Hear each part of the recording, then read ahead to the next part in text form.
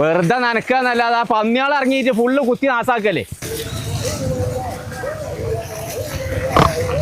നായിച്ച മുഴുവൻ വെറുതാകുക.